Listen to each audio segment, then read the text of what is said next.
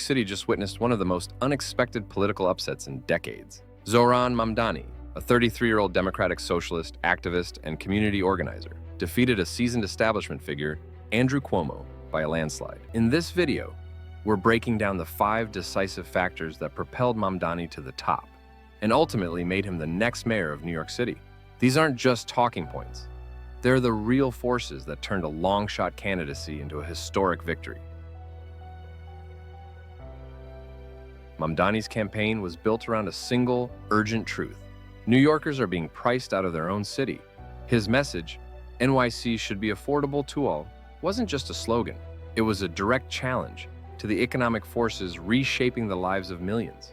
But here's the reality check, the part most politicians don't say out loud. What do you say to the young people who are saying, because that's really the bigger issue here, that people say, I can't afford to be here. This is something very interesting. The current people who are running this city say that by the time of 2030, 4 years from now, there are going to be people above the age of 60, be 25% of the population. Half of them will not be able to afford to live in New York. What do you do with that? To understand why this message hits so deeply, we need to step back and examine how the cost of living has dramatically transformed New York City since 2010. Start with rent. The median rent in 2010 hovered around $1,200, with median income at about $50,000. But by 2025, rents had skyrocketed to $2,700, while incomes climbed far more slowly to $80,000. The result? A rent-to-income ratio approaching 50%, a level far beyond any accepted affordability standard. For countless families, this wasn't just inflation, it was displacement. Now turn to transportation. The numbers tell another striking story. The cost of a New York City transit ride rose from $2.25 in 2010 to $2.90 in 2022, a 22% increase, the highest jump among America's major cities. During the same period, Los Angeles saw a rise of about 17%, Chicago 11%, and Houston 0. No increase at all. New York wasn't just getting more expensive, it was pulling away from the pack. Now look at groceries, the most basic measure of daily survival. Between 2010 and 2025, grocery prices in the New York metro area climbed by nearly 43%. That's not a gentle rise, that's a steady squeeze, one that has outpaced the national average and surpassed increases in many other major cities. And the question becomes unavoidable. Who pays the highest price for these soaring costs? It's not the wealthy, it's not the well-connected. It's the people already living on the edge, young New Yorkers under 30, and low-income households across the city, especially Hispanic, Black, and immigrant families, who already spend the greatest share of their income on food, transit, and rent. For them, these aren't statistics. They're a daily battle, a struggle to stretch a paycheck that no longer stretches far enough, a reality where making ends meet becomes its own full-time job. It's into this pressure cooker that Zohran Mamdani stepped, not as an insider, but as an outsider, a democratic socialist and a voice for those being pushed to the margins. At the heart of his campaign was a bold promise to confront the crushing cost of living that millions face every single day. Rent freezes, free public transit, city-owned grocery stores, radical to some, but for many New Yorkers, they were nothing short of a lifeline. For the communities hardest hit, young people, low-income workers, Hispanic, Black, and immigrant families, Mamdani's message wasn't abstract policy. It was hope, a sense that for the first time in years, someone was fighting for their survival, not just the status quo. In New York City's 2025 mayoral race, young people didn't just show up, they changed the trajectory of the election. For years, voters under 30 had been dismissed as unpredictable, inconsistent, and difficult to mobilize. But the city's soaring rents, rising transit fares, and relentless grocery prices pushed an entire generation to a breaking point. Politics was no longer abstract, it was personal. Mamdani tapped into that frustration and turned it into a force. He built an army of young volunteers who transformed anger into action. His campaign sparked the largest youth-driven organizing effort in modern NYC history, from campus hallways to coffee shops, from gig worker hubs to late-night TikTok and Instagram storms. Most of the persuasion didn't come from ads or speeches. It came from peer-to-peer conversations. Young people galvanizing other young people. But I always knew that we would build a campaign just like this. Just voted today. Just voted today. And the results were nothing short of historic. More than 75% of voters under 30 cast their ballots for Mamdani. Entire neighborhoods dominated by students and young workers saw turnout spikes in double digits. He won every age group under 55, supercharged by youth energy, digital momentum, and a powerful sense of shared purpose. In the end, the youth vote didn't just strengthen Mamdani's campaign, it redrew the political map of New York. It proved something the establishment had overlooked for years. When young people feel seen, heard, and directly spoken to, they don't just participate, they lead.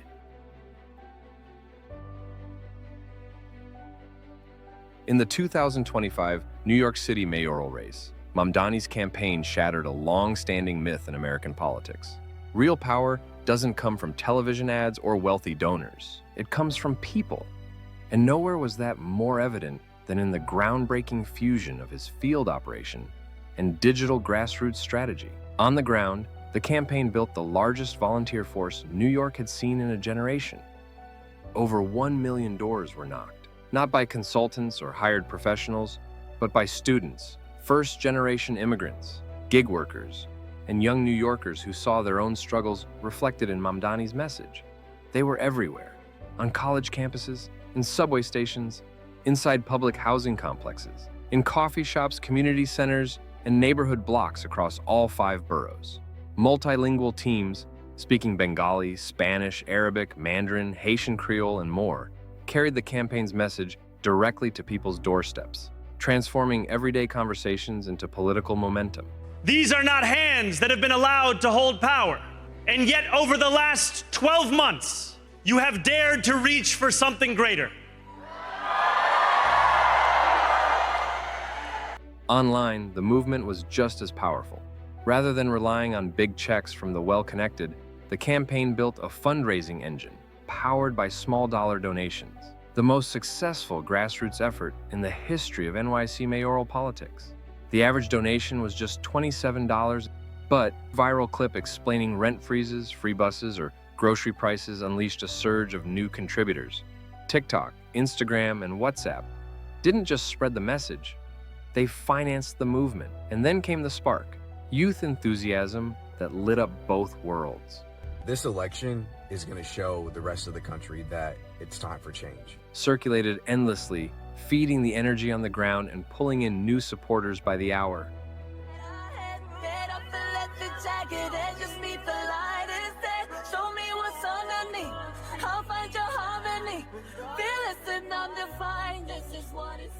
What made this campaign unstoppable was how each piece powered the other. A door knock led to an Instagram follow. A video led to a $5 donation. That donation funded the next canvassing shift. Volunteers saw their own lives reflected in the movement and became its most passionate messengers, both online and offline. This synergy created a momentum the political establishment had no answer for. Mamdani's operation wasn't just organized. It was efficient, relentless, and fueled by ordinary people who believed change was finally within reach. In the months leading up to Election Day, enthusiasm among young voters didn't just rise, it surged, becoming one of the defining forces of the race. In the 2025 NYC mayoral race, the most powerful force wasn't a slick ad or a sharp debate moment. It was the rise of a new progressive coalition, a multiracial, multi-generational movement built from the ground up. Young people, Black voters, Hispanic communities, and immigrants didn't just support Mamdani, they became the backbone of an entirely new political era. For young New Yorkers under 30, the race was deeply personal. They were living in the reality of soaring rents, rising fares, and stagnant wages. Their future in the city felt uncertain, and so they organized. On campuses, in coffee shops, in dorm rooms, and across social media. Their energy electrified the campaign in ways New York hadn't seen in decades. Black communities, from Harlem to East Flatbush to Southeast Queens, connected with Mamdani's call for economic justice. These neighborhoods have long faced the brunt of housing insecurity and rising costs. Faith leaders, tenant organizers, and community mentors helped translate that resonance into real political power, turning frustration into turnout. Hispanic neighborhoods in the Bronx, Queens, and Upper Manhattan formed another pillar of the coalition. These communities carry some of the city's highest rent burdens and longest commutes. Organizers canvassed in Spanish and Spanglish, meeting voters where they lived, in bodegas, on subways, in community centers, and in apartment courtyards. The conversations were personal, authentic, and driven by shared struggle. There was real surge from immigrant communities: Bangladeshi, Arab, Caribbean, Latino, West African, Chinese, and so many others. WhatsApp networks buzzed with campaign updates. Religious centers and family gatherings became organizing hubs. For many, this was the first time a mayoral candidate had spoken so directly to the pressures they faced daily. And they responded, with energy, with hope, and with historic engagement. Then came the turning point. After week 12, the momentum shifted dramatically in Mamdani's favor. Field organizers had finally scaled up. Door knocking exploded in youth-dense, immigrant-heavy, working-class neighborhoods. And at the same time, his digital strategy went viral, powered by a spike in small-dollar donations that funded targeted ads and short-form content across TikTok, Instagram, and WhatsApp. This new majority powered the city's largest grassroots mobilization, reshaped borough-wide turnout, and transformed an outsider candidate into the leader of a citywide movement. The diversity of Mamdani's support was unprecedented. Young voters, women, college-educated voters, Black communities, Hispanic neighborhoods, and immigrant families all aligned behind a single vision for change. In the 2025 NYC mayoral race, Andrew Cuomo's entry didn't just add another name to the ballot, it detonated the entire political landscape. Before Cuomo stepped in, the anti-Mamdani vote was unified behind a single establishment-backed contender. Moderates, older voters, conservative Democrats, and much of Manhattan's professional class had lined up behind one alternative. The path was narrow, but it existed. And then, almost overnight, Cuomo changed everything. With decades of name recognition, a centrist record, and deep loyalty among older voters, he sliced straight into the heart of the establishment's base. What had once been a consolidated bloc fractured instantly. Two campaigns now fought over the same lane, a lane too narrow for both to survive. The result was chaos. One half drifted toward Cuomo, the other clung to the weakened original contender. The anti-Mamdani coalition wasn't competing anymore. It was cannibalizing itself. Meanwhile, Mamdani's coalition didn't splinter. It surged. Young voters, Black communities, and immigrant families remained united around a simple, urgent affordability message: rent freezes, free transit, city-run groceries. As the opposition divided, Mamdani's base grew larger, louder, and more energized. What happened next was a classic political phenomenon: vote splitting. Cuomo and the establishment candidate went after the same moderate voters, diluting each other's strength. Individually, neither had enough to challenge Mamdani. Combined, they might have mounted a threat, but combined strength means nothing when it's scattered across two rival campaigns. It is clear Mamdani's strength wasn't confined to one neighborhood or one demographic. It was spread across the entire city. The borough-by-borough numbers revealed just how broad his support truly was. In Queens, Brooklyn, and the Bronx, he dominated with commanding margins. In Manhattan, he held his own against the establishment base. Even in Staten Island, traditionally the toughest ground for progressive candidates, he registered a far stronger showing than expected. Communities that do not share our faith, that do not share our background, that don't share many things with us, came together and rallied around this gentleman because they felt that he was sincere. By the final weeks, the outcome was unmistakable. Cuomo hadn't built a path to victory. In fact, by jumping into the race at the last minute, he blocked the only viable path the opposition had left, fracturing their coalition and clearing the runway for Mamdani's landslide. After Mamdani's win, national figures sounded the alarm. Republican presidential candidate Vivek Ramaswamy openly acknowledged the same crisis that was driving New Yorkers to Mamdani's message: the crushing cost of living. We have to lead the way in offering answers on the affordability challenge that so many Americans are facing. I hear it in my home state.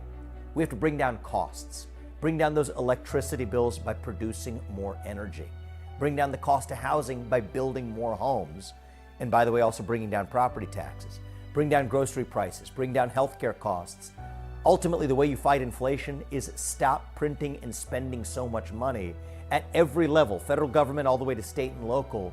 We're spending too much money as a government that drives inflation. This landslide was possible because of the surge of under 30 voters, Gen Z, whose passion, purpose, and relentless dedication fueled Mamdani's campaign. They didn't just vote, they organized, mobilized, and showed up in numbers New York hadn't seen in years. If you want to understand how Gen Z is reshaping politics, culture, and society in ways no generation ever has, make sure to watch this video. It breaks down their unprecedented influence and why their power is only growing. Mamdani's victory reshaped America's largest city, and maybe the Democratic Party itself.